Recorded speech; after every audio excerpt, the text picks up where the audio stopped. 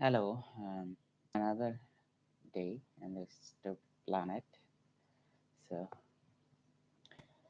I have, um, I'm back with another day of a very slow proclaiming. With this idea, I'm actually trying to build a keystone habit as well as work on my reading and listening skills. I would say speaking. Anyways, I will start reading. Um, The reactions to my answer is usually, with a look, why didn't you say that before? Of course, I had said that before.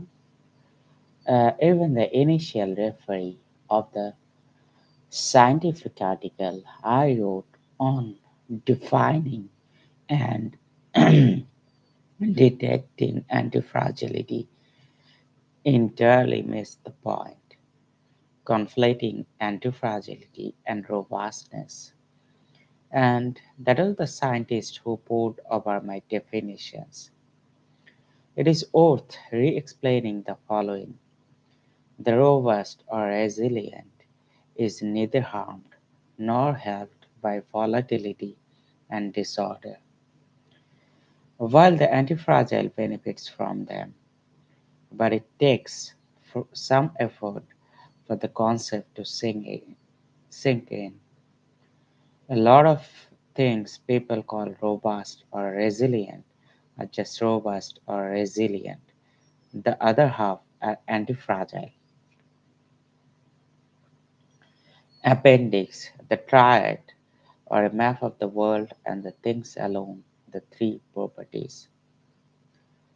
Now we aim, after some work, to connect in the reader's mind with a single thread, elements seemingly far apart, such as Cato the Elder, Nietzsche, tells of malicious, the potency of the system of steady states, the sustainability of artisans, the process of discovery, the one-sidedness of opacity, financial derivatives, antibiotic resistance, bottom-up systems, Socrates' invitation to over-rationalize, how to lecture birds, obsessive love, Darwinian evolution, the mathematical concept of Jensen's inequality, optionality, and option theory, the idea of ancestral heuristics,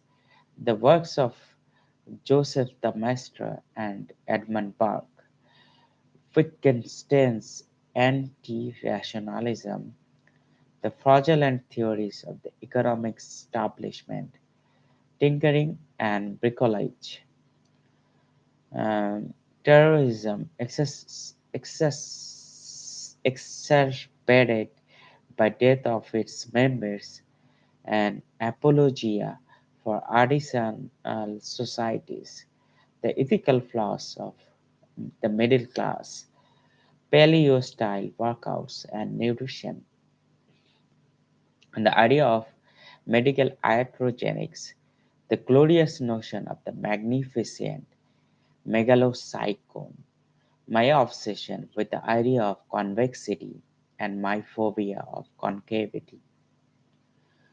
The late 2000s banking and economic crisis, the misunderstanding of redundancy, the difference between tourist and flaneur, all, etc., all in one single and I am certain simple thread. How? We can begin by saying how things, just about anything that matters, can be mapped or classified into three categories, what I call the triad. Things come in triples. In the prologue, we saw that the idea is to focus on fragility rather than predicting and calculating future probabilities, and that fragility and antifragility come on a spectrum of varying degrees. The task here is to build a map of exposures. This is what is called real world solution. Though only academics and other non real world operators use the expression real world solution instead of simply solution. The triad classifies items in three columns among the designation fragile, robust, antifragile. All that the fragile one's tranquility, the antifragile grows from disorder, and the robust doesn't care too much. The reader is invited to navigate the triad to see how the ideas of the book apply across domains, simply in a given subject. When you discuss an item or a policy, the task is to find in which category of the triad one should put it and what to do in order to improve its condition. For example, the centralized nation state is on the far left of the triad, squarely in the fragile category, and a decentralized system of city states in the far right, in the antifragile one. By getting the characteristics of the latter, we can move away from the undesirable fragility of the large state or look at errors. On the left, in the fragile category, the mistakes are rare and large when they occur, hence irreversible. To the right, mistakes are small and benign, even reversible and quickly overcome. They are also rich in information. So a certain system of tinkering and trial and error would have the attributes of anti-fragility.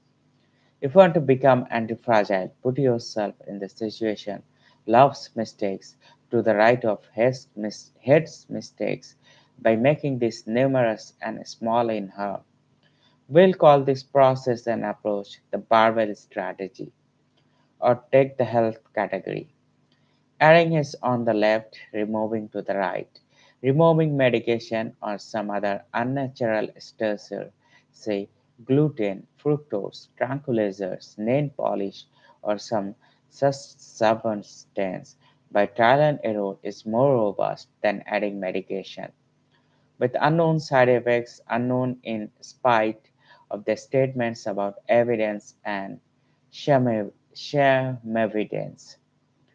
As the reader can see, the map unequivocally spreads across domains and human pursuits, such as culture, health, biology, political systems, technology, urban organizations, socio-economic life, and other matters of more or less direct interest to the reader. I have even managed to merge decision making and flaneur in the same breath. So, a simple method would lead us to both a risk based political philosophy and medical decision making. The triad in action. Note that fragile and antifragile here are related terms, not quite absolute properties. One item to the right of the triad is more antifragile than another to the left. For instance, artisans are more antifragile than small businesses, but a rock star will be more antifragile than any artisans. Depth always puts you on the left, fragilizes economic systems, and things are anti-fragile up to a certain level of stress. Your body benefits from some amount of mishandling, but up to a point, it would not benefit too much from being thrown down from the top of the Tower of Babel. The golden robust. Further, the robust here in the middle column is not equivalent to Aristotle's golden medal. Um, Commonly mislabeled the golden mean in the way that, say, generosity is the middle between profligacy and stinginess. It can be, but it is not necessarily so. Antifragility is desirable in general, but not always, as there are cases in which antifragility will be costly, extremely so. Further, It is hard to consider robustness as always desirable. To quote Nietzsche, one can die from being immortal. Finally, by now, the reader grappling with a new word might ask too much from it. If the designation antifragile is rather vague and limited to specific sources of harm or volatility and up to a certain range of exposure, it is no more and no less so than the designation fragile. Antifragility is relative to a given situation. A boxer might be robust, hale, when it comes to his.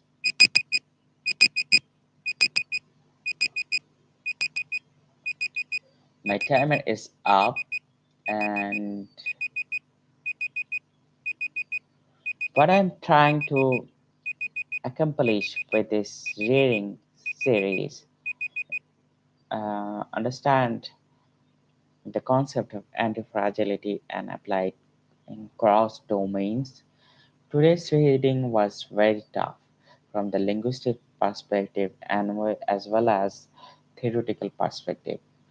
I have discovered quite a few very difficult vocabularies as well as a lot of things like um, the triad fragile, robust, and anti-fragile. And Nassim talks about barbell strategy.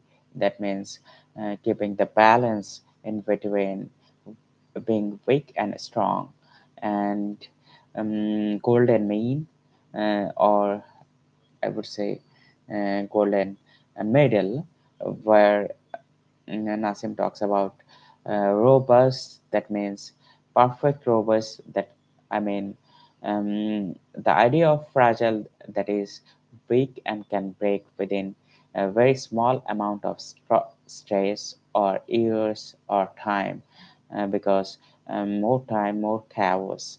So mm as well as Nassim talks about anti-fragile, that means you tend to grow with all amount of stress or I would say all kind of um,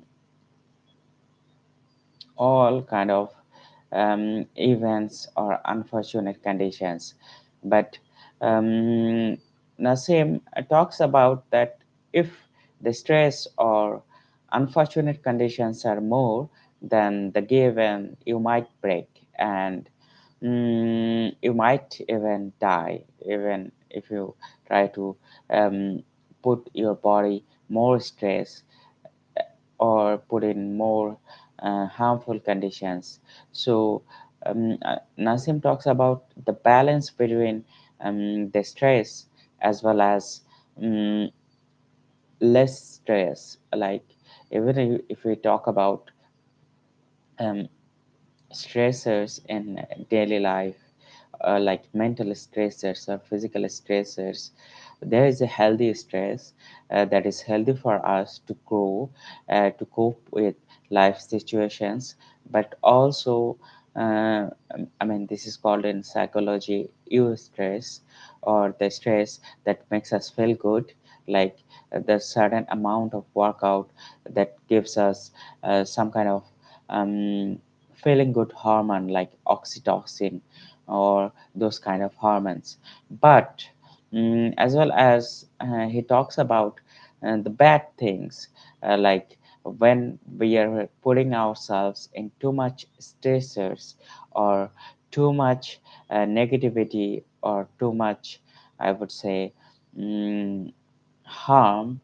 In such case, we might plummet, and our physical ecosystem might break down, as well as our mental ecosystem kind of, I mean, break down, or we may become insane completely. Although I struggle with the concept of sanity, so I would say we will have more insane moments, because every human being has sane moments and insane moments, but people we call insane most of the times have more insane moments than saner one.